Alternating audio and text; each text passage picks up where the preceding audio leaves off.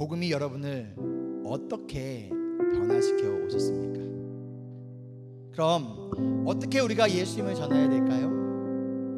다른 그 무엇보다도 오늘 말씀에서 바울은 변화된 나를 봐봐 이거예요. 이전에 내가 어떻게 살았는지 너희가 알잖아, 봤잖아, 들었잖아. 근데 내가 변했잖아. 나 같은 자도 변했잖아. 즉 변화된 삶이 우리가 구원받았다는 증거이자 변화된 삶이 우리가 예수님을 전할 수 있는 최고의 방법이라는 것이죠. 그러기에 우리에게 필요한 것은 무엇이라는 거예요? 다른 것이 아니라 우리를 은혜로 불러주시는 그 하나님의 은혜, 우리의 열심이 우리를 변화시키는 것이 아니에요. 하나님의 열심이 우리를 변화시키는 거예요. 우리가 열심히 하나님을 붙들고 우리가 뭐 열심히 해야 우리가 변화되는 것이 아니라 우리를 모태 때부터 태어나기 전부터 우리를 포기하지 않으시고 우리를 선택하시고 우리를 은혜 베풀어 주시고 우리 끝까지 포기하지 아니하신 내 열심히 바울을 변화시켰고 저와 여러분을 변화시켰으며 앞으로도 우리를 변화시켜 갈 것이고 내 눈에 보기에는 여전히 변하지 않는 것 같은 누군가를 봐더라도 하나님의 열심이 하나님의 은혜가 변화시켜 가실 것이라는 거예요. 왜? 하나님의 은혜는 변화시키지 못할 사람이 없기 때문이에요.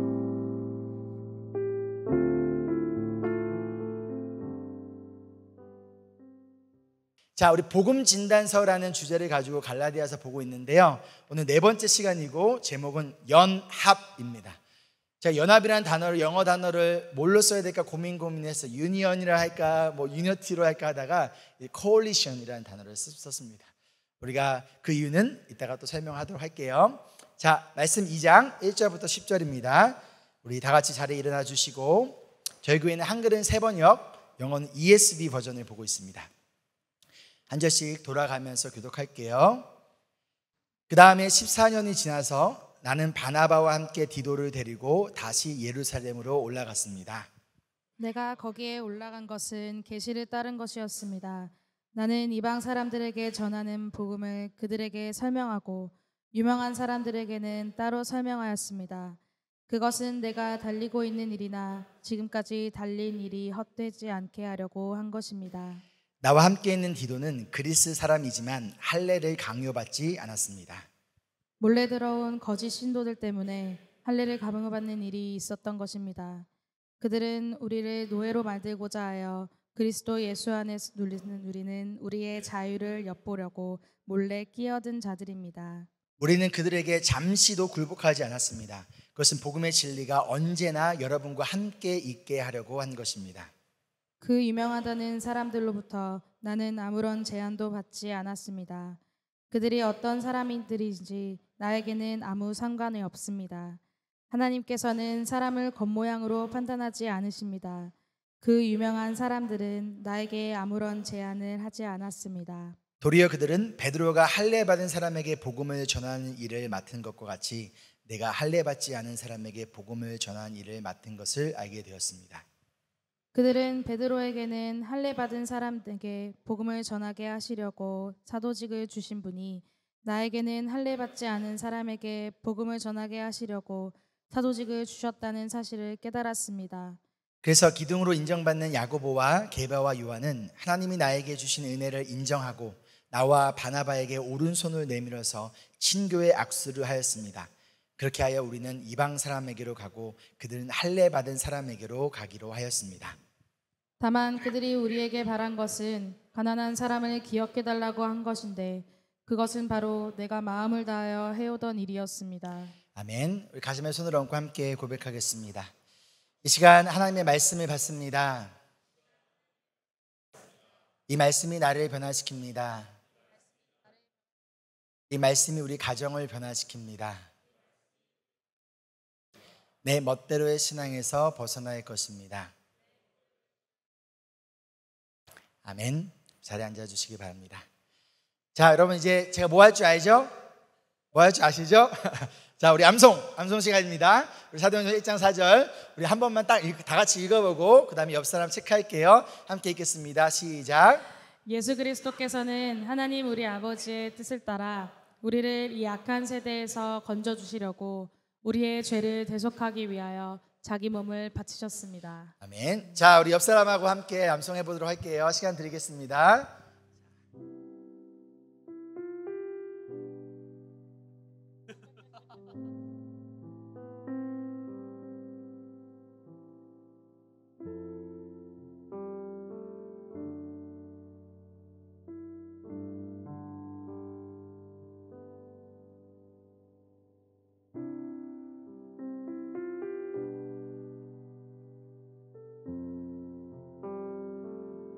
네, 우리 박수. 우리 감사합니다. 우리 매주 여러분 우리 전체가 암송할 때까지 할 거예요. 우리 말씀 카드 다 가지고 계시죠? 말씀 카드 보시면서 우리 2장 20절 될 때까지 이거 할 거고 2장 20절 되면 그때부터 2장 20절 암송 갈 거예요. 알겠죠, 여러분들? 저 지독합니다. 끝까지 할 겁니다. 매몰 비용의 오류라는 말 들어보셨어요? 매몰 비용의 오류. sunk cost fallacy라는 건데요. 경제학, 이코노믹에서 쓰는 단어인데요. 어떤 의미냐면요. 어떤 프로젝트나 일을 진행할 때 프로젝트 진행하다가 어느 순간 깨달은 거예요. 이거 잘못됐네. 이대로 가면 안 되는 건데. 그런데 이미 사용한 돈과 에너지와 노력이 아까워서 이게 잘못된 것을 알면서도 멈추지 못하고 계속 그 일을 진행을 하는 거예요. 그 결과 나중에는 엄청난 손실을 보게 되는 것, 그것을 매몰 비용의 오류라고 합니다. 자, 이해를 돕기 위해서 제가 아주 간단하게 설명해 볼게요. 여러분이 여러분 돈으로 예를 들어서 50불을 내고 영화 티켓을 샀어요. 영화 티켓을 사서 영화를 기대하며 딱 들어갔는데 한 30분 정도 봤는데 너무 지루한 거예요. 그러면 지루하니까 내가 50불 냈는데 나오겠다, 아니면 나오겠다는 사람 있어요? 계신가요? 50불 냈지만 30분 시간이 아까워서 나오겠다. 계십니다. 우리 홍지영 권사님. 나머지는 끝까지 보겠다 이거겠죠. 근데 만약에 내가 공짜로 티켓을 얻은 거예요. 영화 티켓을 공짜예요. 내가 돈을 하나도 안 썼어요. 근데 마찬가지로 30분을 봤는데 너무 지겨워, 지루해. 아직 1시간 반은 더 봐야 돼. 그러면 나는 나오겠다. 손 들어보세요. 조금 더 많이 있네요. 그렇죠?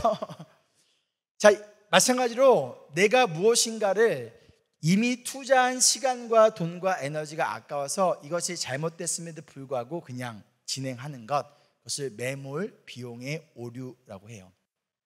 오늘 말씀에 사도 바울은요, 잘못된 복음이 전해지고 있다는 것을 알고 그럼에도 불구하고 많은 사람들이 그것을 타협하며 그대로 그것을 가고 있다는 것을 알고 이러한 복음의 매몰 비용의 오류가 생기는 것을 막기 위하여 오늘 예루살렘으로 갑니다.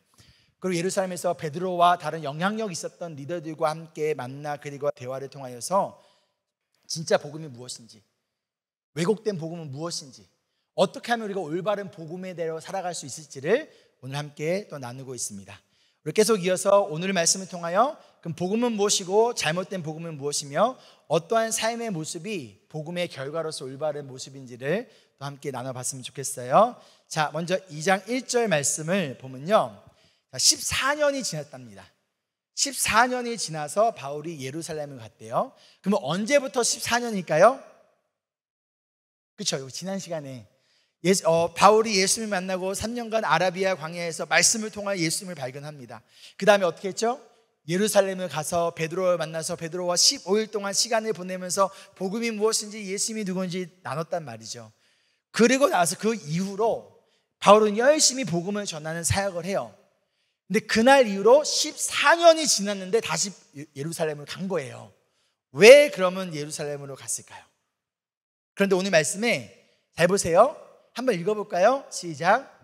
그 다음에 14년이 지나서 나는 바나바와 함께 디도를 데리고 다시 예루살렘으로 올라갔습니다. 얼핏 보면요, 그냥 바울과 바나바와 디도가 함께 예루살렘을 간 것처럼 보여요.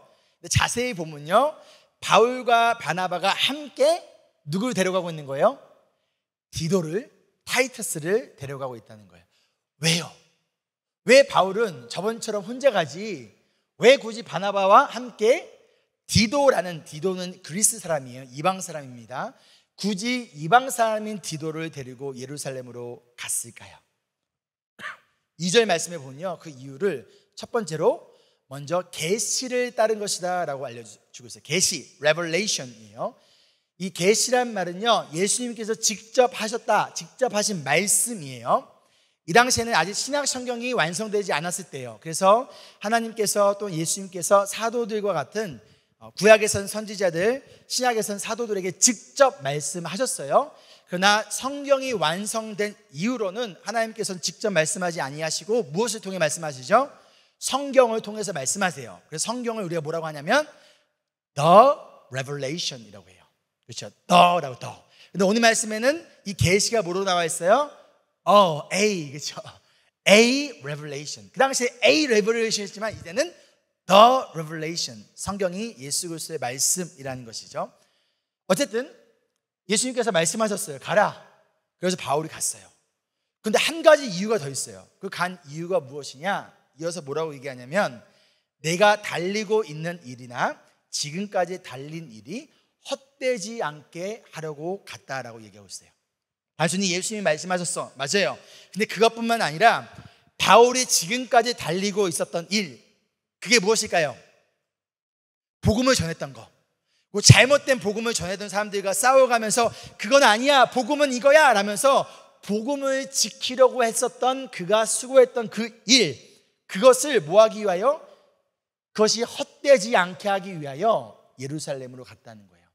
뭔가 문제가 있다는 거잖아요. 그렇죠? 여전히 잘못된 복음이 전해지고 있다는 얘기잖아요. 어디에서? 심지어 예루살렘에서도 마찬가지겠죠. 그러니까 굳이 거기까지 갔겠죠. 그런데 이 표현을요, 이 헛되지 않게 하려고 했다라는 이 표현을 헬라어, 그리스 원어로 보면요, 뭐라고 직역을 하게 되면 어떻게 되냐면 헛되게 될까 두려워한다라고 됩니다. 내가 이것이 헛되게 될까 뭐 했다? 두려웠다는 거예요. 자, 무엇이 두려운 거예요? 내가 이거 예루살렘에 가는데 아직 바울은 그 당시에 그냥 오늘날로 따지면 베이비 전도사와 같은 거예요. 그렇죠? 근데 베드로는 뭐 총회장, 비숍 막 이런 사람이에요. 뭐 엄청 큰 예루살렘 교회의 담임 목사님 막 이렇게 생각하시면 되는 거예요. 그러면 내가 가서 베드로한테 이것이 얘기하는 게 그것이 두려웠을까요? 아니면 사람들이 나를 어떻게 생각할까 그것이 두려웠을까요? 아니면 갈라디아 성도들이 우리가 첫 번째 시간에 나눴던 것처럼 나를 사도로 인정하지 않을까 봐 그것 두려웠을까요? 아니에요. 바울은 무엇이 두려웠냐면 사람이 두려운 것이 아니라 이 복음의 진리가 잘못 전해지는 것을 놔두는 것이 두려운 거예요.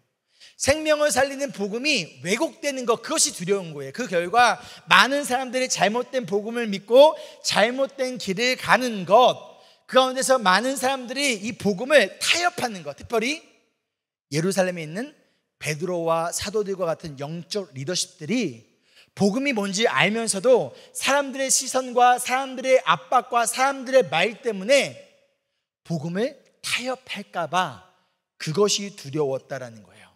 다른 말로 복음에 매몰 비용의 오류가 생길까 봐 그것이 두려웠다는 거예요. 여러분은 무엇을 두려워하십니까? 우리는 과연 무엇을 진정으로 두려워해야 할까요? 이어진 3절과 4절에 보면요, 이제 바울이 자신과 함께 데려온 이 디도를 증인으로 세웁니다. 어떠한 증인으로 세웠을까요?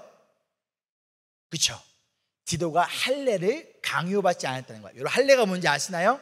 아시죠? 모르신 분 있으면 구글 찾아보세요. 할례를 강요받지 않았다는 증거로서, 에비던스로서 이 타이터스를 디도를 데리고 온 거예요. 그런데 이어진 4절을 보면 복음을 왜곡시키려 했던 사람들, 잘못된 복음을 전했던 사람들에게 뭘 강요했어요? 할례를 받도록 강요했다는 거예요. 자, 여기서 여러분 복음과 왜곡된 복음의 차이를 발견할 수 있습니다. 우리가 복음을 따르고 있는지 아니면 우리가 왜곡된 잘못된 복음을 따르고 있는지를 우리가 이 모습을 통하여 구별해 볼 수 있어요. 어떻게 해요? 3절에 복음을 믿고 따르는 사람들은요, 할례를 강요하지 않았어요. 억지로 무엇인가를 시키지 않았다는 거예요. 할례 받는 것 자체가 나쁜 건 아니에요. 나중에 디모데에게는 바울이 일부러 할례를 받게 해요. 왜냐하면 디모데는 누구에게 복음을 전하기 때문에? 유대인들에게 복음을 전하기 때문에 그들에게 효과적으로 복음을 전하기 위해서 디모데에게는 할례를 받게 해요. 그러나 디도는 그리스 사람으로서 그리스 사람들에게, 이방인들에게, 젠타이들에게 복음을 전하는 거기 때문에 할례를 받지 않겠어요. 즉 할례를 받느냐 안 받느냐 이것이 중요한 것이 전혀 아니라는 거예요. 그렇죠? 그렇기 때문에 복음을 따른다는 것은 뭐냐면, 이것이 아무리 좋은 것이라도 뭐 한다는 거예요? 강요하지 않아요. 그런데 잘못된 복음, 왜곡된 복음을 따르는 사람들의 특징이 뭐냐면, 이것을 율법을 뭐 했다는 거예요?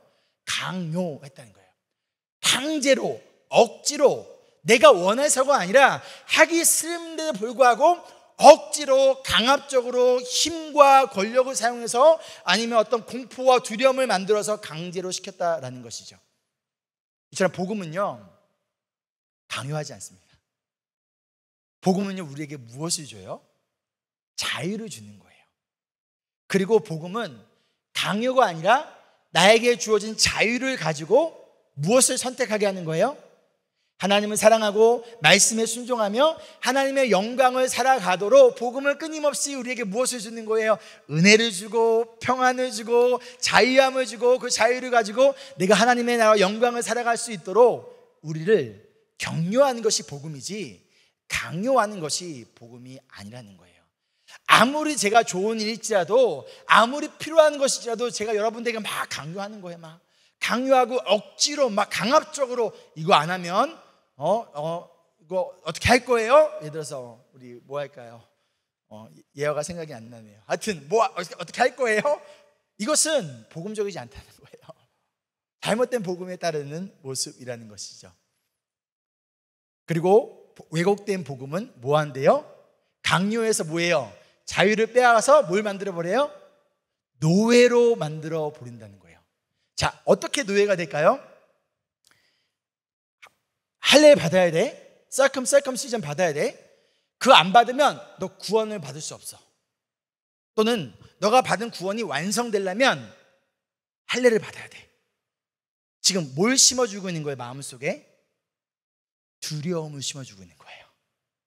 내가 할례를 받는 이유가 내가 구원을 받기 위하여, 또는 구원이 취소되지 않기 위하여, 또는 하나님께 벌을 받지 않기 위하여, 그런 두려움이라는 그 동기를 심어주고 있다는 거예요. 그런데 문제는 뭐냐면, 이 유대주의자들이 했던 게 뭐냐면, 처음에 할례를 받게 했어요. 그 할례를 받고 난 다음에 그걸로 끝이 아니라 그 다음에 뭐 했을까요? 다른 것들을 강요하기 시작하는 거예요. 유대인처럼 음식 먹어야 돼. 유대인처럼 옷을 입어야 돼. 그렇게 뭔가 자꾸만 하나가 추가되고 그러면서 어떻게 뭐가 되는 거예요? 우리가 노예가 되어 버린다는 거예요. 그리고 가장 중요한, 우리가 하나님을 섬기고 율법을 지키고 따르는 그 동기가, 모티베이션 자체가 하나님의 은혜에 대한 사랑과 감격에 대한 반응이 아니라 두려움 때문이라는 것이죠.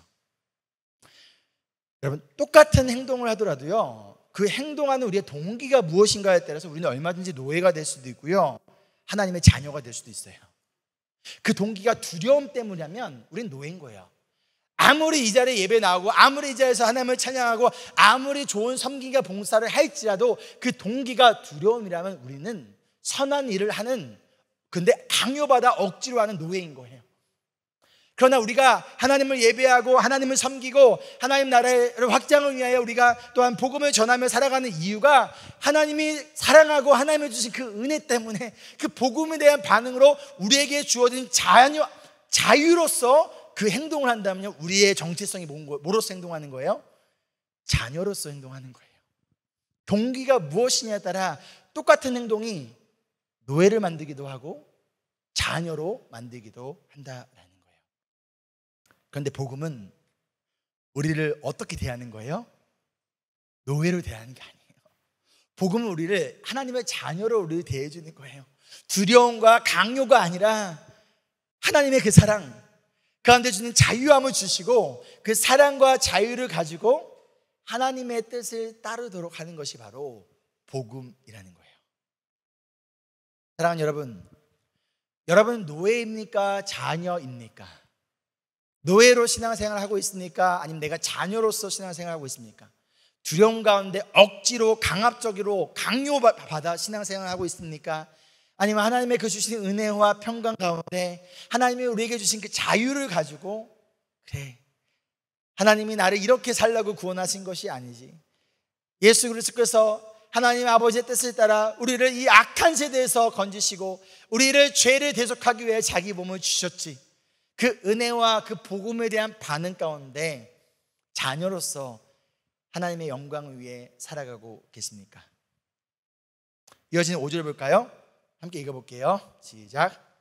우리는 그들에게 잠시도 굴복하지 않았습니다. 그것은 복음의 진리가 언제나 여러분과 함께 있게 하려고 한 것입니다. 바울이 이 복음을 왜곡시킨 자들에게 뭐 했대요? 잠시도 굴복하지 않았대요. 이 잠시도 영어로 보면 even for a moment, 아주 잠깐 동안도, 다른 말로 단 한 번도 내가 이것에 굴복하지 않았다는 거예요. 여러분, 죄의 유혹이 뭔지 아세요? 한 번만이에요. 한 번만, 이거 한 번만이에요. 한 번만. 근데 그 한 번이 어떻게 될까요?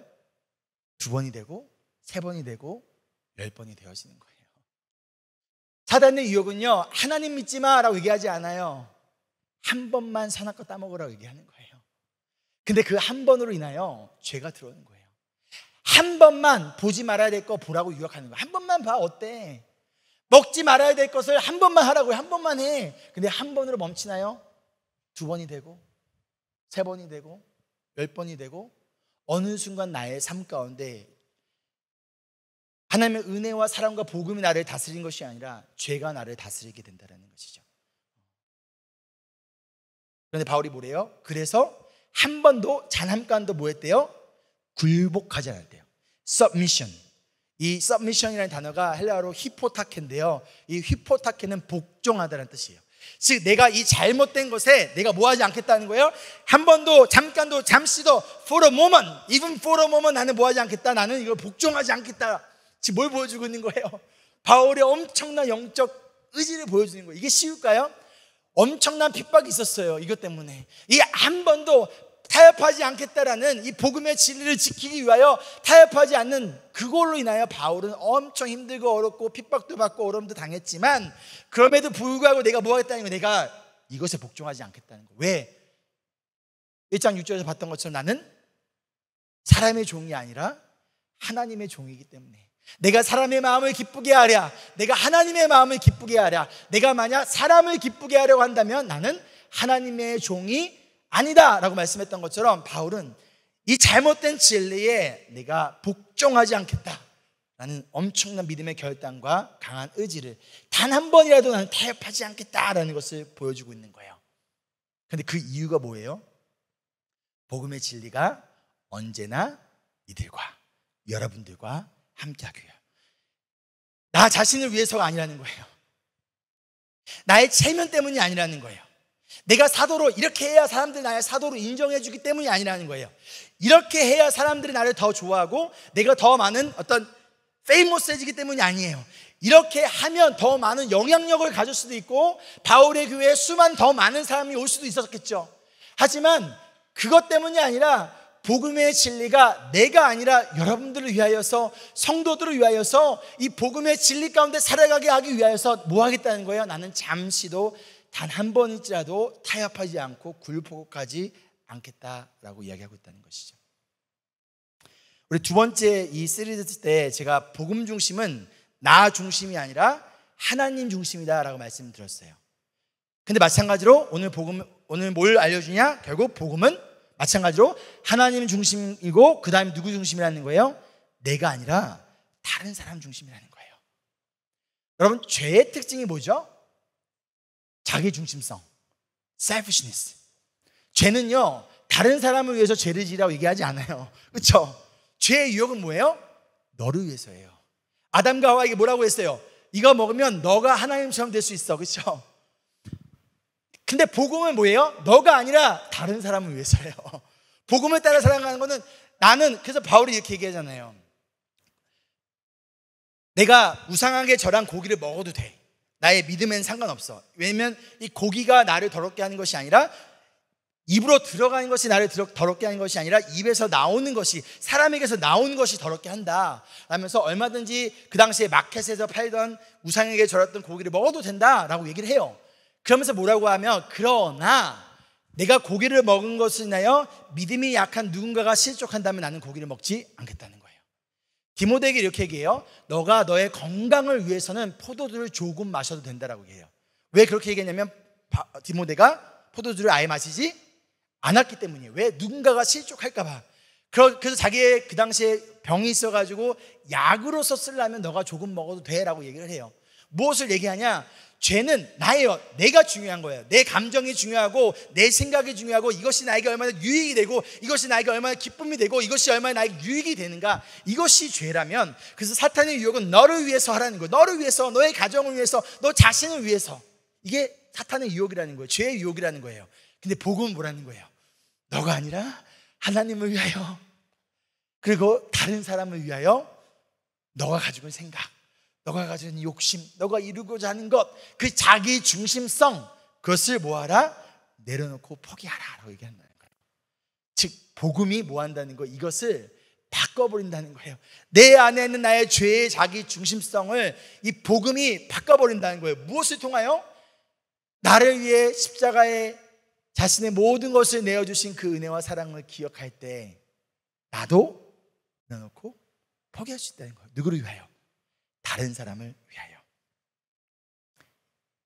예수님이 우리를 이 악한 세대에서 건지기 위해 자신을 희생하신 것처럼, 이게 뭐예요? 복음이라면 그 복음에 대한 결과는 뭐예요?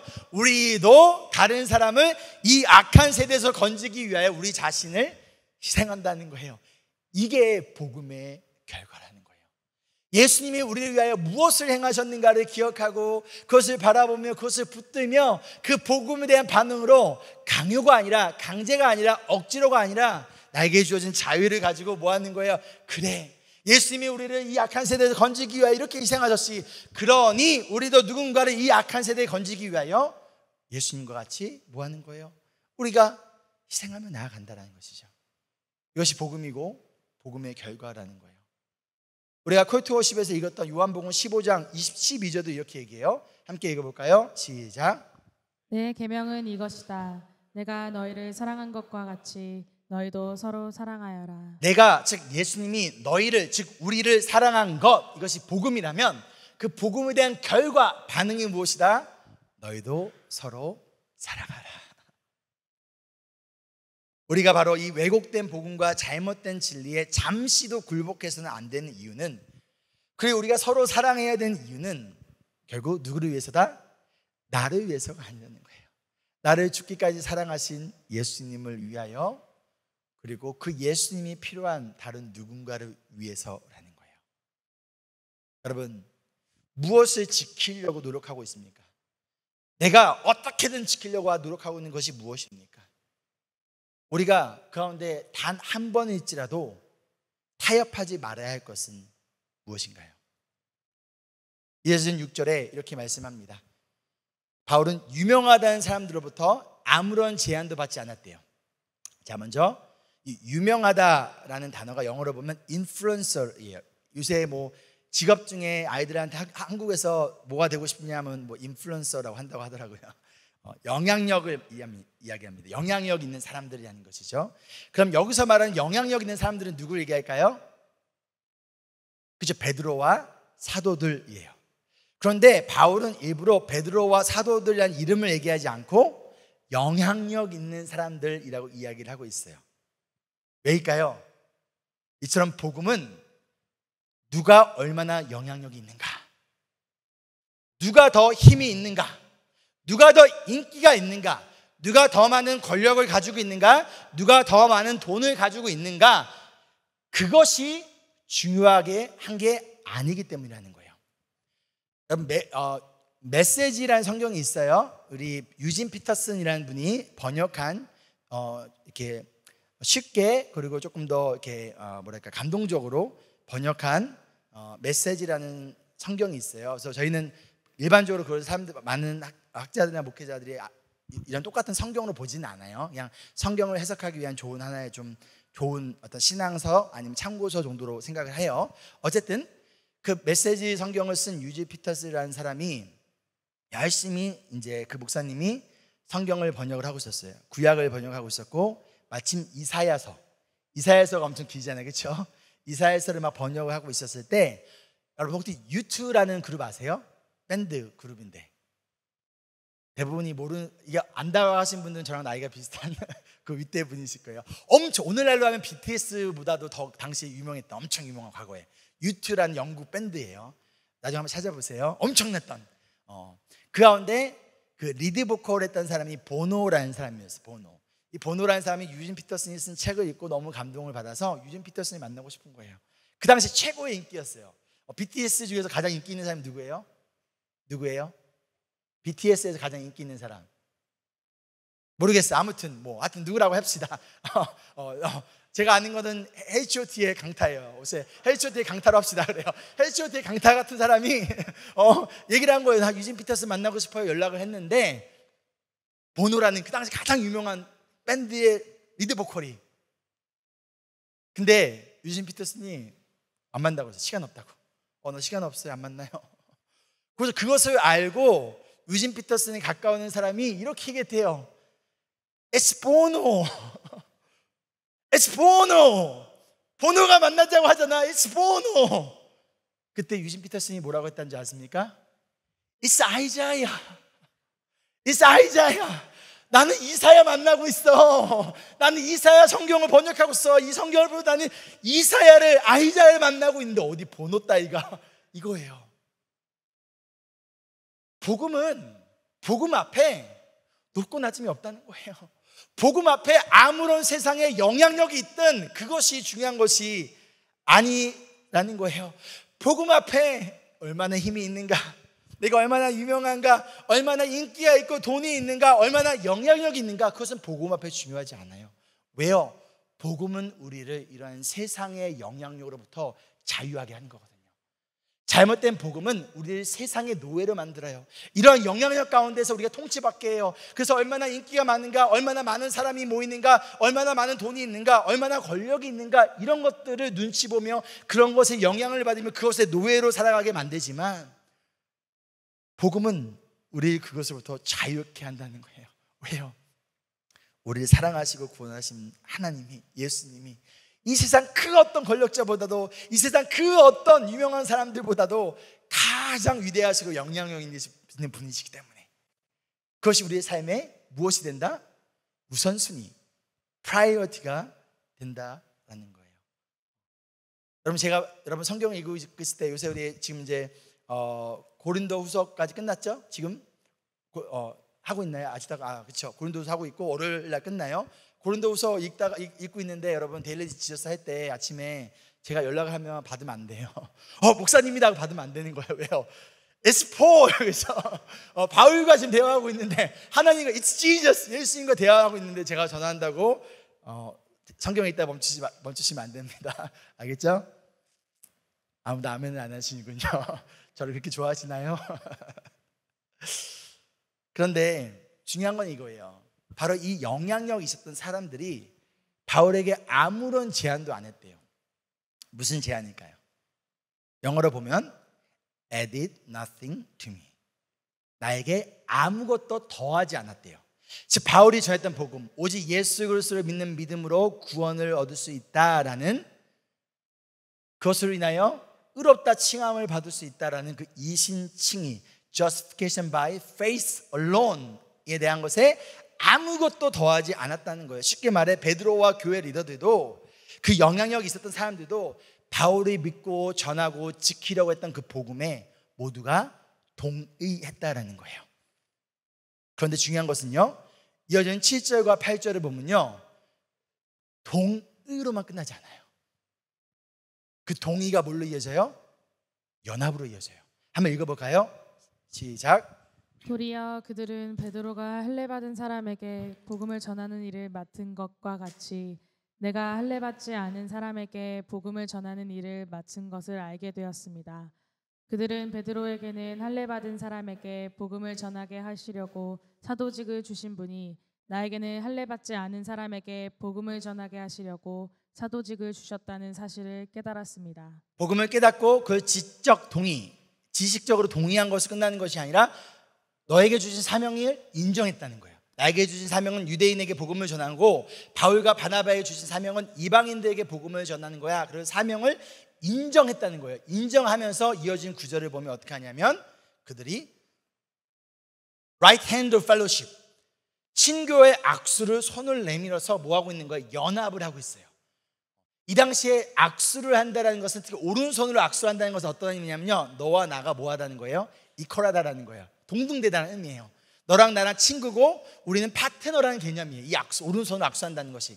즉, 그래? 알겠어. 너가 전한 복음 오케이, I agree with you, 이것이 끝난 것이 아니라 그 사명을 전폭적으로 지지해주고 격려해주고 동시에 악수를 하면서 나와 너는 파트너라는 거예요.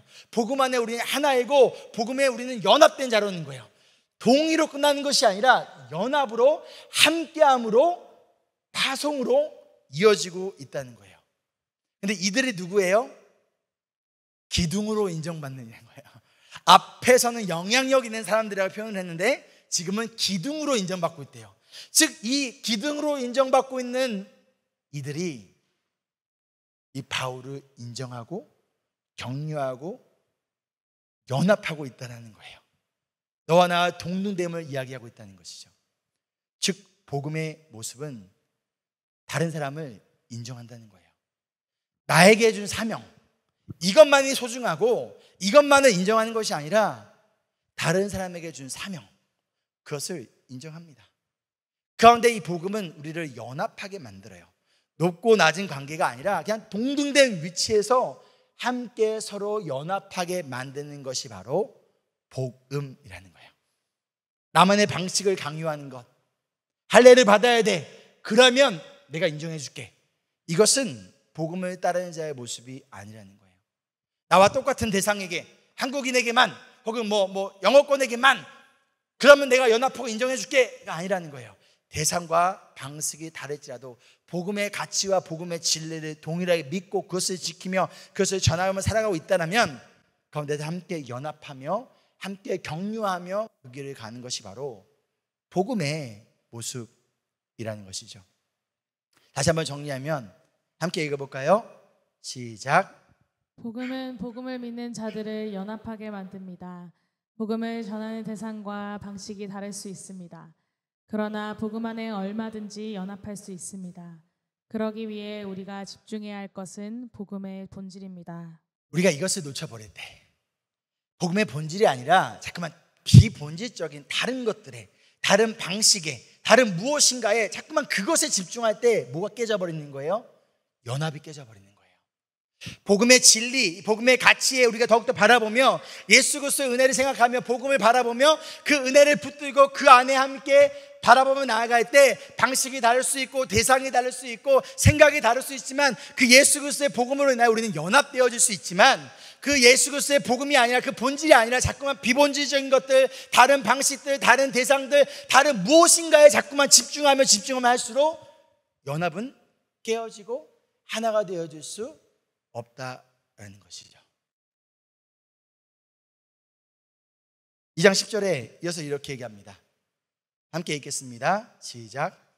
다만 그들이 우리에게 바란 것은 가난한 사람을 기억해달라고 한 것인데 그것은 바로 내가 마음을 다하여 해오던 일이었습니다. 굉장히 뜬금없죠?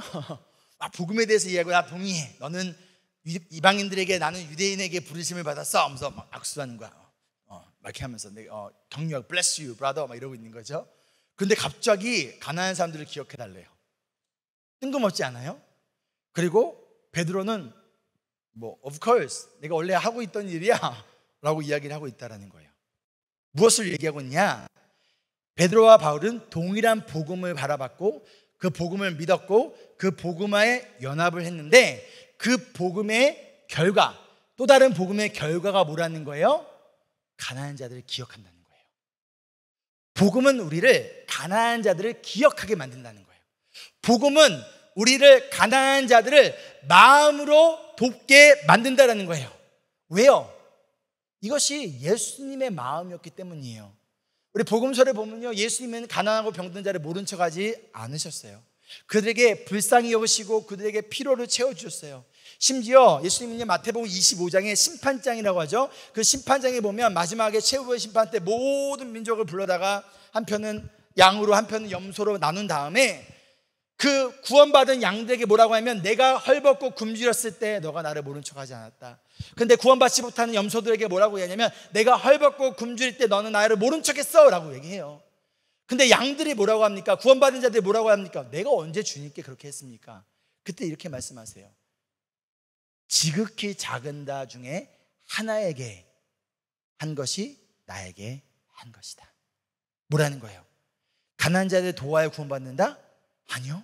복음이 이 안에 있다면 가난하고 병든 자들 향한 창조주의 긍휼하심, 컴패션이 이 안에 있다라면 예수 그리스도를 알지 못한 채 가운데서 이 세상에도 병들고 아파가는 자들 향해서 그들을 알면서도 모른 채 하는 그들에게 사랑을 베푸지 않고 긍휼을 베푸지 않는다면 이 안에 뭐가 없다는 거예요?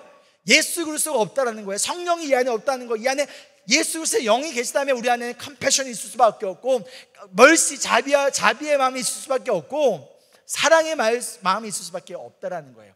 그런데 그들을 모른 척해? 그러면 그 복음의 결과가 없다면, 복음의 열매가 없다면 뭐가 없다는 거예요? 그 복음의 씨앗이 심어져 있지 않다라는 거예요. 바울과 베드로가 서로 축복하면서 첫 번째로 가장 중요하게 얘기했던 것이 가난한 자를 도와달라, 기억해라, 마음을 다해라. 왜? 이것이 복음의 결과이기 때문이에요. 예수 그리스도가 우리 안에 가득 채워질 때 우리는 그 열매로서 가난하고 병든 자들을 모른 척할 수 없다는 거예요. 모든 가난하고 병든 자들 다 도와줘야 된다는 것이 얘기하는 것이 아니라 마태복음 25장에서도 지극히 작은 자 중에 하나라고 말씀하잖아요. 우리가 뭐든 할 수 없지만 그것이 핑계가 되어줄 수는 없다라는 거예요. 3장 17절에 이렇게 말씀하세요. 함께 읽을게요. 누구든지 세상 재물을 가지고 있으면서 자기 형제자매의 궁핍함도 보고도 마음 문을 닫고 도와주지 않으면 어떻게 하나님의 사랑이 그 사람 속에 머물겠습니까? 우리 신약 성경에 나오는 형제 자매는 다 같은 믿는 그리스도인들을 얘기를 해요. 성도들을 이야기합니다. 내가 우리 같은 교회 안에 혹은 교회 바깥에 성도들의 어려움을 알고 있어요. 근데 내가 돈이 있어. 돈이 없어서 못 도와주는 게 아니에요. 세상 재물을 내가 가지고 있어요. 중요한 건 얼마나 많이 가지고 있냐가 중요한 게 아니에요. 가지고 있어요. 그것이 얼마더라도 가지고 있어. 근데 내가 봤어, 알아. 근데 뭐래요? 마음의 문을 닫는데요. 나랑 마음의 문을 닫는다는 게 무슨 의미예요? 나와는 상관없어, 이거죠. 그 이유가 뭐래요? 그 안에 하나님의 사랑이 없기 때문이라는 거예요. 이 안에 사랑이 있다면 우리의 마음의 문을 닫을 수 없다는 거죠. 열고 부족하더라도 한국 속담에 콩 한 쪽도 나눠 먹으라고 하잖아요. 굉장히 복음적인 속담이에요, 그렇죠? 굉장히 복음적인 콩 한 쪽도 나눠 먹어라. 근데 진짜 복음은 뭐냐면 콩 한 쪽도 나눠 먹는 게 복음이 아니에요. 사실은요, 복음은 그 콩 한 쪽도 주라는 거예요. 내가 안 먹어도 되니 그 콩 한 쪽을 줘라. 이게 어떻게 보면 하나님의 사랑인 거죠, 그렇죠? 즉 우리 안에 하나님의 사랑이 있다라면, 즉 복음은 나 중심이 아니라 하나님 중심이고 동시에 다른 사람 중심으로서 살아가게 한다. 우리 안에 복음이 살아 움직이고 있다면, 제가 여러분 마음속에 지금 복음의 씨앗이 없다라고 얘기하는 거 아니에요. 복음의 씨앗이 심겨졌어도 자라나야 되는 거예요. 그 복음에 살아 움직여야 되는 거예요. 그것이 복음이 살아 움직여 열매를 맺고 운동력을 가지고 있다라면 가난한 자들을 내가 알면서도 모른 척 할 수 없다라는 거예요. 왜? 이처럼 복음은 가난한 자들을 기억하게 만들어요. 복음은 가난한 자들을 마음을 다해 돌보게 만들어요. 왜요? 복음은 우리를 예수님을 닮아가게 만드는 거기 때문인 거예요. 이것이 바로 무엇이다? 복음의 결과이다라는 것이죠. 저희가 매주 홈리스들을 섬기는 이유가 이거예요. 우리 성도님들이 막 자기 돈을 써가면서 시간을 들어가면서 맛있는 음식 해주시잖아요. 그 이유가, 그다음에 필요한 재정이 있으면 거기 공급해 주신 이유가 다른 것 때문이 아니잖아요. 복음 때문에. 제가 강요해서 하신 적 있으신가요? 아니잖아요. 강요하지 않아도 어쩔 때는 제가 모를 때도 있어요. 나중에 알고 보면 우리 성도님 하셨다고? 그럼 전도사님한테 왜 나한테 얘기 안 해줘? 그리고 자발적으로 저희 교회뿐만 아니라 다른 교회에서도 어저께는 우리 서북교회에서 해주셨죠? 다른 교회에서도 왜 누가 시켜서가 아니라 자발적으로, 왜 우리 안에 복음이 있다면, 다른 말로 예수 그리스도가 우리 안에 계시다면, 그 예수님이 살아 움직이고 있다면 우리는 가난한 자들을 기억하며 우리가 주어진 상황 가운데서 비록 부족하고 연약하지만 그 가운데서 우리는 마음을 다하여 가난한 자들을 돌본다는 거예요.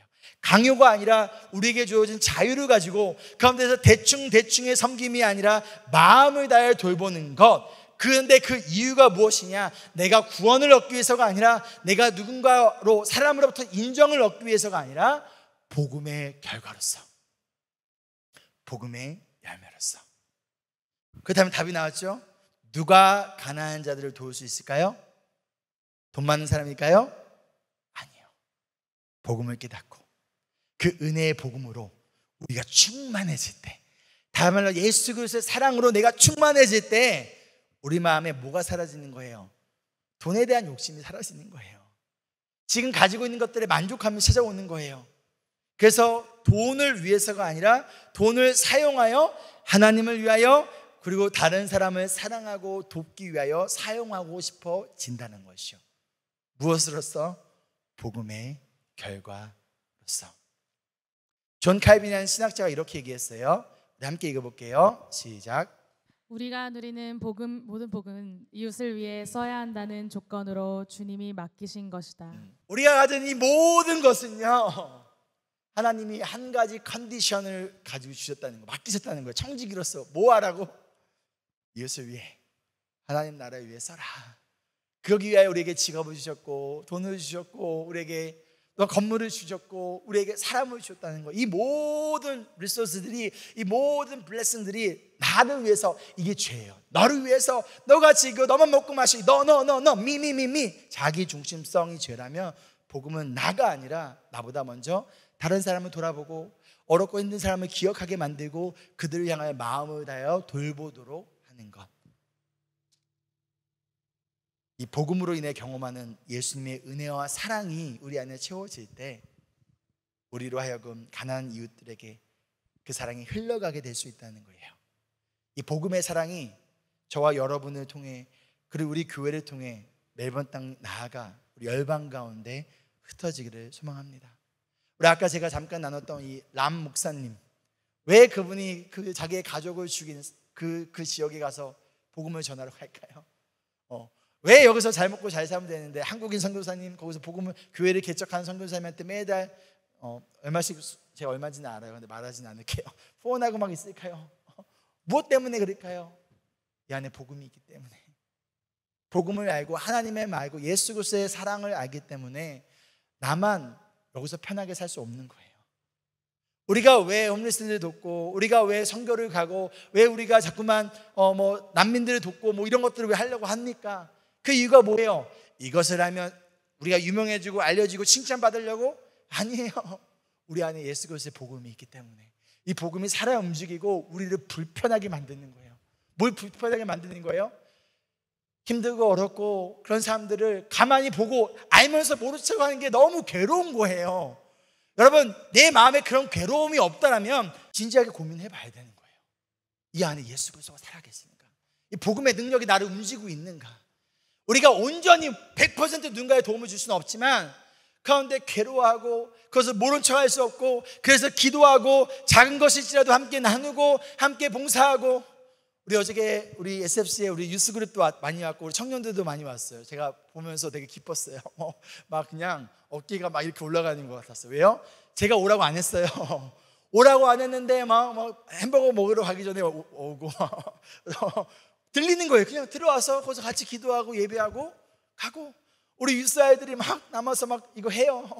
저는 이제 갔다가 우리 집사회 모임에 있어서 빨리 오려고 해서 열방에 데리고 오려고 했는데 안 된대. 끝까지 자기 남아서 더 하고 가야 된대요. 근데 배터리가 17%밖에 안 남은 거예요. 그래서 혹시라도 나중에 기차 타고 오다가 얼음이 생길까 봐 걱정했는데 우리 복음이 살아계신 우리 재영 전도사님이 집까지 우리 유스 아이들 다 태워줬잖아요. 달리는 자동차의 기름이 멈추지 않기를 소망합니다. 그게 뭐예요? 이 안에 누가 강요해서가 아니라 전도사님한테 제가 그랬어요. 제공님한테 우리 열방이 그냥 7시 30분 기차 타고 보내면 돼요? 그러니까 아니래요. 자기가 뭐 룸이 되어줬다가 누구 되어줬다가 또 열방이 되어주면 되는데 브라이튼 갔다가 로우비로 왔다가 또 저기 시골 살잖아요. 저쪽에 멀리 살잖아요. 제가 아니라고 했어요. 아니야, 전도사님 너무 바빠. 내일 주일날 또 사역해야 되니까 그러지 마요. 기차 타고 와? 했는데 굳이 되어줘서 왜? 저한테 잘 보이려고 그랬을까요? 아니에요. 이 안에 복음이 있고 어렵고 힘든 사람들 모른 척할 수 없기 때문에. 그래서 시키지 않아도 얼른 모이는 거예요. 그런 자유로 모이는 거예요. 누가 시켜서가 아니라 억지로가 아니라 강제가 아니라 흘려 보내는 거예요. 이 복음의 사랑이 저와 여러분을 통해 우리 임브레스 교회를 통해 또 오늘 함께 예배를 하고 있는 우리 고드코스 온누리 교회를 통하여 멜번 땅과 고드코스와 브리즈번 땅에 그리고 열방 가운데 흘려보내는 그런 우리 교회들이 되기를 소망하며 축복합니다. 아멘. 말씀을 마치며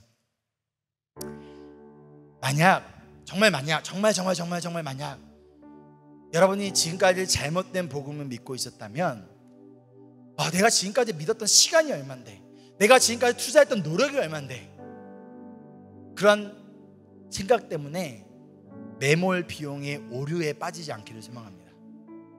내가 투자한 게 아까워서, 지금까지 시간 보낸 것들이 아까워서가 아니라 하루빨리 돌이키고 올바른 복음 앞에 나아가길 소망합니다. 왜요? 이것은 이 땅에서의 삶뿐만 아니라 우리의 영원한 생명이 걸려있는 것이기 때문이에요. 그렇게 우리는 올바른 복음을 믿어야 돼요. 그리고 올바른 복음의 결과로서 살아가야 되는 거예요. 노예가 아니라 자녀로서, 혼자가 아니라 함께 연합하여, 나만을 위해서 나만 배부른 것이 아니라 가난한 자들 기억하고 돌보는 복음 중심의 성도, 복음 중심의 교회 되기를 소망합니다. 그러기 위해 우리에게 필요한 건 다른 것이 아니에요. 우리를 이 악한 세대에서 건지기 위하여 자기의 몸을 아낌없이 내어주신 예수님의 은혜의 복음을 항상 기억하고 그 복음으로 충만한 우리가 되어지기를 소망하며 축복합니다. 아멘. 함께 찬양할 건데요, 우리 서로 사랑할 때라는 찬양인데요, 우리 싱어들 나와주시고요. 아마 여러분들 이 찬양 오늘 처음 들어보셨을 거예요. 왜 처음 들어보셨냐면 여기 우리 영훈 성도님이 작사 작곡한 찬양이에요. 우리 임브레스 교회를 생각하면서 작사 작곡한 이 찬양인데요, 우리 한 번씩 함께 찬양하고 또 이 가사를 정말 오늘 설교 메시지 완전 딱이에요. 진짜 따봉 말해. 따봉 하고 싶은데 따봉이 뭔지 모를 것 같아요. 우리 함께 찬양할게요. 하나님이 우리 모두를.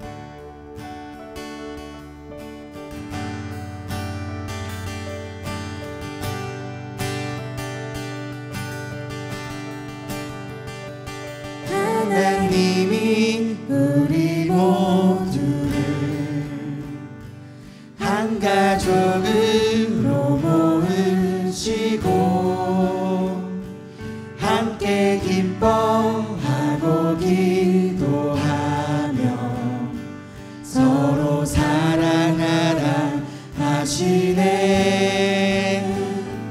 하나님이 우리 임브레스의 모든 가족들을 한 가족으로 모으시고 함께 기뻐하고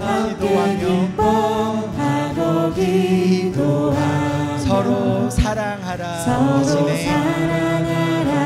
하시네. 이제 우리 서로 사랑할 때 주신 은혜를 따라 주가 우리 사랑하셨듯이 서로를 바라보네. 이제 우리 서로 사랑할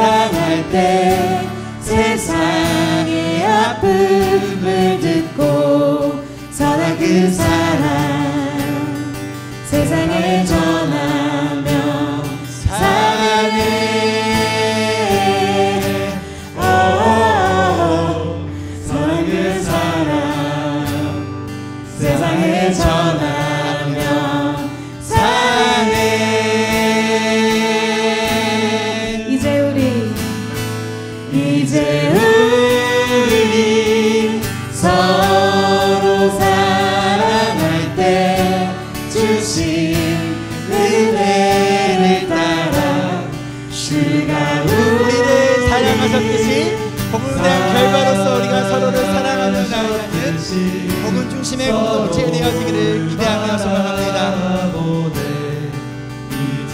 그러나 우리를 향한 사랑으로 멈추는 것이 아니라 세상의 아픔을 듣고 세상의 이웃들을 돌보며 나아가는 우리가 되어지기를 소망합니다. 아픔을 듣고 선한 그 사랑 세상에 전하며 다 같이 여러분 하나 둘 셋. 선한 그 사랑 세상에 전하며 사네.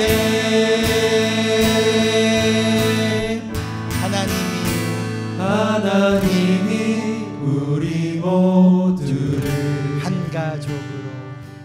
가족으로 모으시고 함께 기뻐하고 기도하며 서로 사랑하라 하시네. 오늘 설교 내용이 이 가사에 다 들어있지 않나요? 그렇죠? 다 들어있죠. 우리 다시 한번 이 찬양했으면 좋겠는데요. 우리 처음부터 다시 한번 찬양할 때 우리 좀 찬양의 가사를 기억하면, 그래 우리 하나님이 나를 이렇게 사랑하셨지, 우리를 서로 사랑하라 하시지, 그리고 우리가 서로 사랑하는 것으로 끝나는 것이 아니라 세상 가운데 아프고 힘들어하는 자들을 함께 사랑하라고 하셨지. 이것을 기억하며 나갔으면 좋겠고요. 우리 오오오 할 때 어떻게 하냐면 이렇게 들고 일단 일어나서 할 거예요. 중요한 거는 이게 아니에요. 골반을 함께 흔들어도 돼요. 알겠죠? 함께, 알겠죠? 이때 옆 사람 바라보면서 하는 거예요. 어떻게? 아시겠죠? 이렇게 할 거예요. 자, 다 같이 일어나서 우리 처음부터 다시 한번 하겠습니다. 하나님이 우리 모두를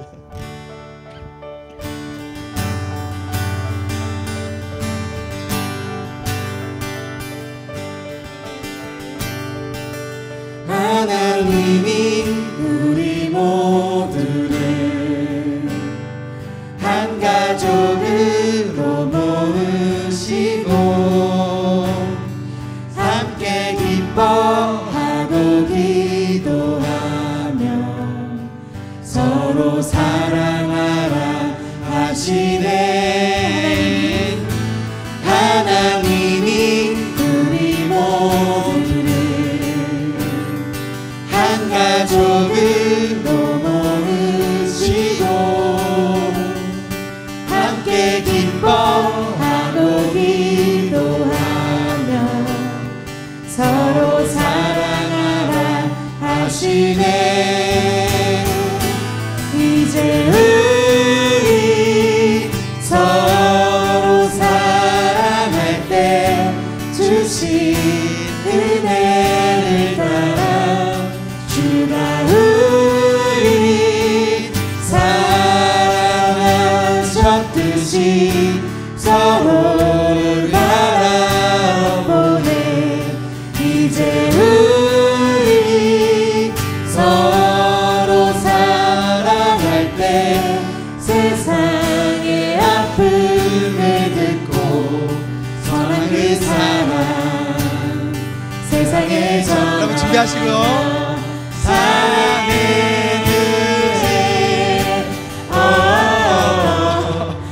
그 사랑 세상에 전하며 사네.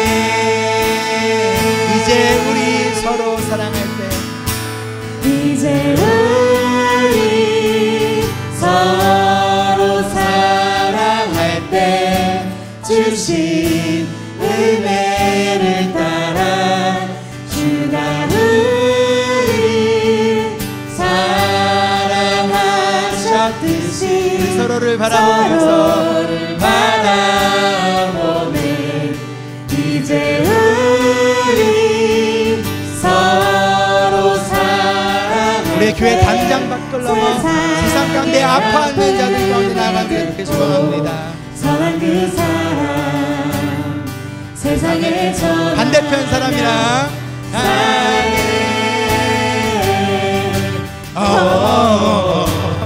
선한 그 사랑 세상에 전하며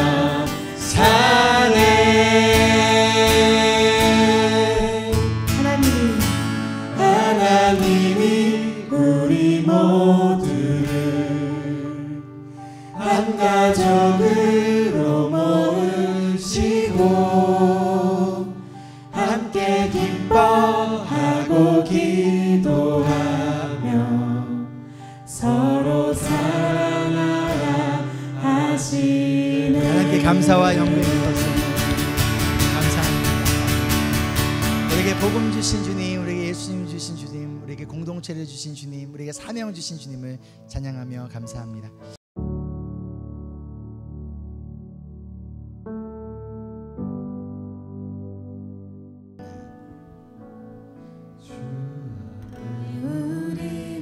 모습은 달라도 예수님 한 분만 바라네. 사랑과 선행으로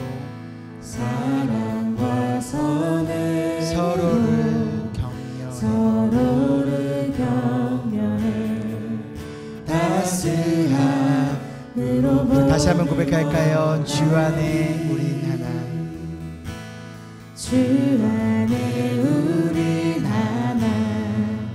모습은 달라도 우리는 예수님 한 분만 바라보며 나아가는 복음 중심의 공동체 되기를 소망합니다. 사랑과 선행으로 서로를 격려해 따스함으로 모두 먹하리.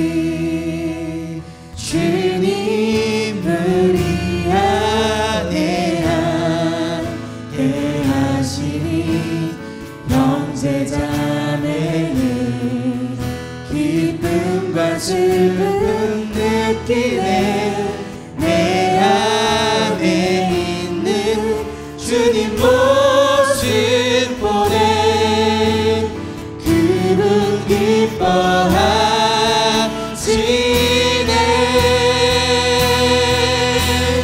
그분 기뻐하시네. 주님을 통해 계획하시니 부족한 입술로 찬양하게 하시니 주님을 통해 계획하시니 너를 통해 하시니. 다 같이 일어나서 찬양할까요? 주님 우리 안에 함께 하시니. 주님 우리 안에 함께 하시니 형제자매의 기쁨과 슬픔 우리 안에 계신 예수 그리스도를 말미암아 우리 안에 계신 살아 움직이는 복음의 능력으로 말미암아 우리 예수를 기뻐하며 함께 사랑하며 세상을 끌어안고 나가는 복음의 공동체 되어지기를 소망합니다. 그분 기뻐하시네. 주님을 통해 계획하시니 부족한 입술로 찬양하게 하시니 주님을 통해 계획하시니 너를 통해 하시니 주님을 통해 주님을 통해 우리 인물식을 통하여서 여러분들을 통하여서 계획하신 하나님의 일을 기대하며 하나님의 공동체가 선교적인 공동체로서 복음 중심의 공동체로서 나아갈 수 있도록 도와주시옵소서. 주님을 통해 계획하시니 너를 통해 하신 기대. 자, 저 함께 기도하며 나갔으면 좋겠는데요. 여러분 우리의 정체성을 잊지 마십시오. 복음은 우리를 노예가 아니라 자녀로 삼았습니다. 우리에게 강요하는 것이 아니라 우리에게 자유를 줬습니다.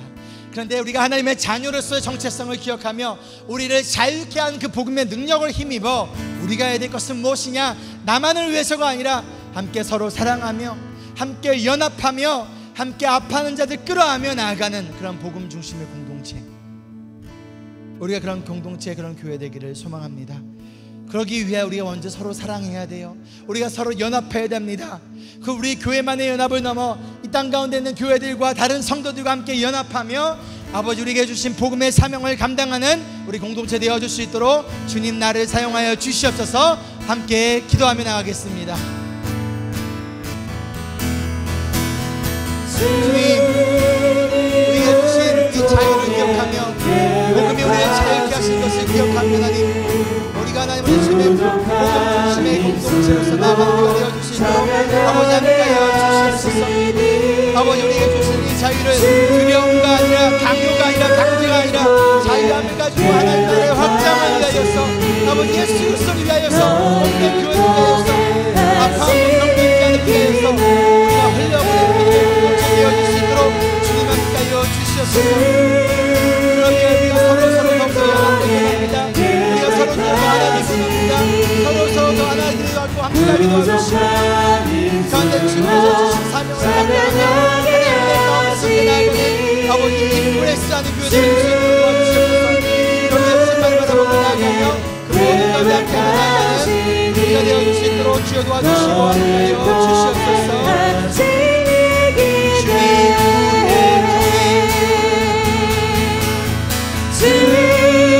주님을 통해 계획하시니 부족한 입술로 찬양하게 하시니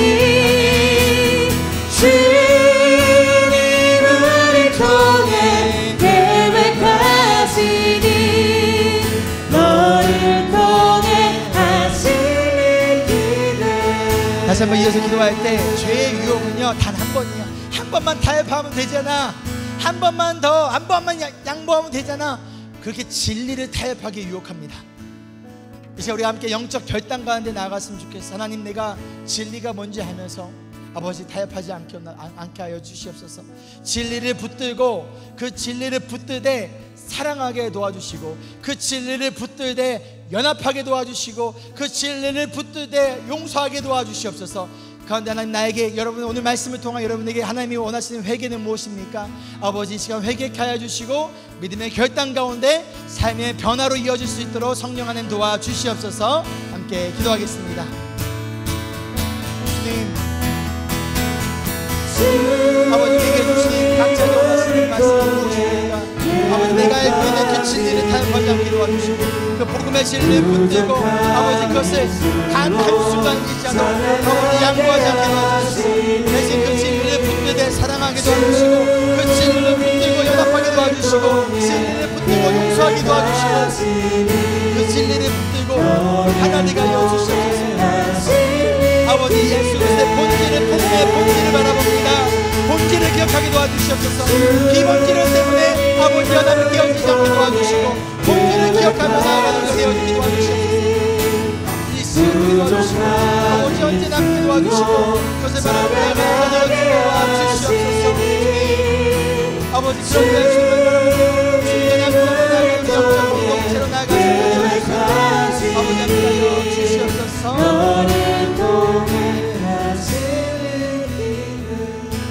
연합이 언제 깨어지냐면요 본질이 아니라 비본질적인 것 때문에 연합이 깨어져요.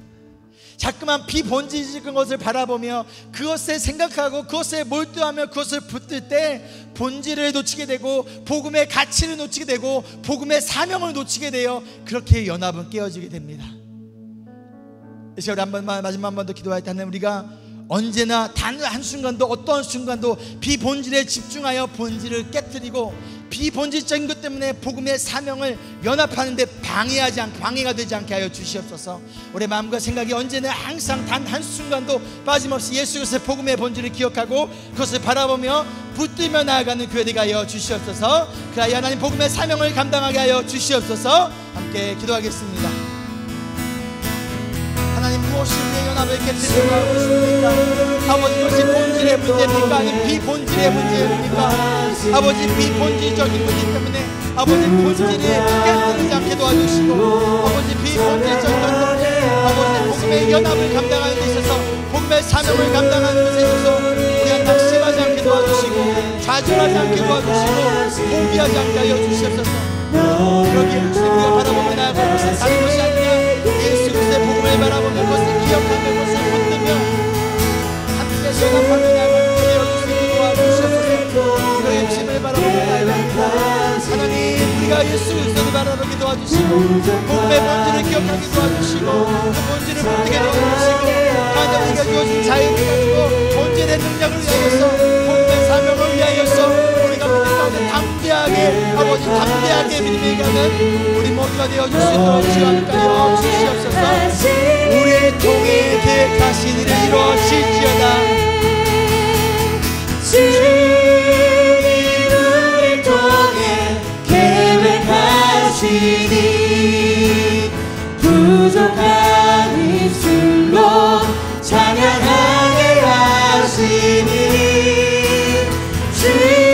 주님을 통해 계획하시니 너를 통해 하시니 주님 우리를 통해 인플레스 교회를 통해서 계획하신 일들이 하나님 이루어질 줄 믿습니다. 이루어주시는 생명의 시간 부족한 우리 입술로 담대히 선포하며 감사하며 찬양하며 나아갈 우리가 되어 주시옵소서. 입술로 찬양하게 하시니 주님을 통해 계획하시니 너를 통해 하시니 우리를 통해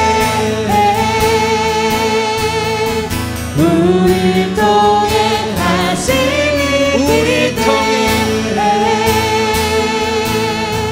우리를 통해 하시니 기대 하나님께 감사와 영광의 박수 올려드립니다. 우리 오늘 말씀에 바울과 우리 베드로가 우리 right hand of fellowship을 했습니다. 우리는 하나야. 알지? 그죠? 우리가 남이가 이거 하죠. 이 시간 우리 좀 시간 드릴 건데 최소 10명이에요. 최소 10명에게 우리 right hand of fellowship 했으면 좋겠어요. 친교의 약속. 그러면서 격려의 말, 축복의 말, 우리는 하나입니다. 연합해서 우리 맡겨진 사명 잘 감당합시다. 이런 시간 좀 가졌으면 좋겠습니다. 우리 계속 반주해 주시고요. 우리 함께 또한 돌아다니면서 인사했으면 좋겠습니다.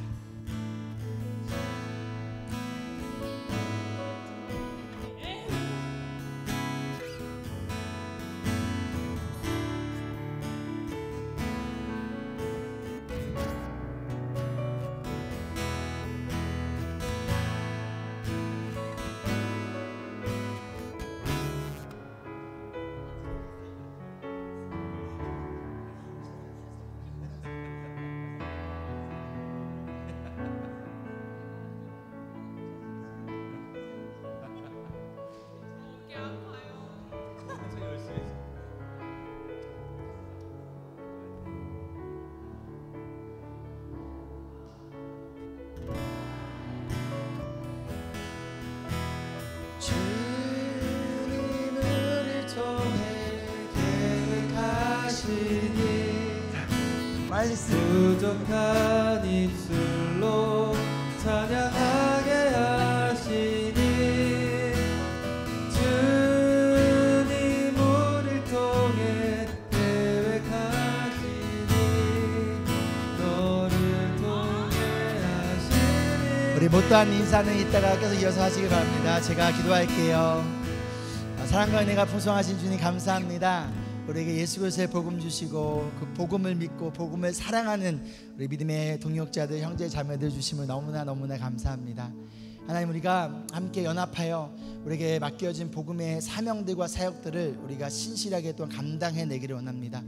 또한 우리 이번 주 함께 이 예배와 모든 시간들을 참여한 우리 고드코스 온누리교회 가운데도 하나님 함께 해주시고 우리의 만남이 우연이 아니라 하나님 나라의 확장을 위한 주님 안에서의 복음 안에서의 연합의 시작이 되게 도와주시고 우리 함께 복음의 파트너로서 주어진 자리에서 예수 그리스도의 은혜의 복음만을 전하며 나아가는 우리 고드코스 온누리교회 또 우리 인브레스 교회 되기를 간절히 소망합니다.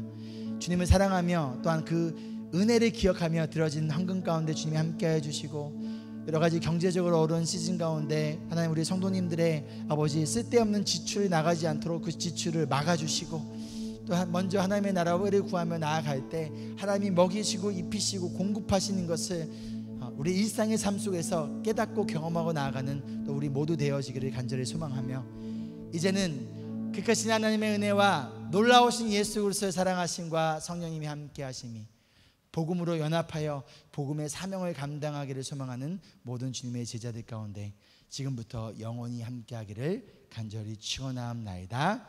아멘.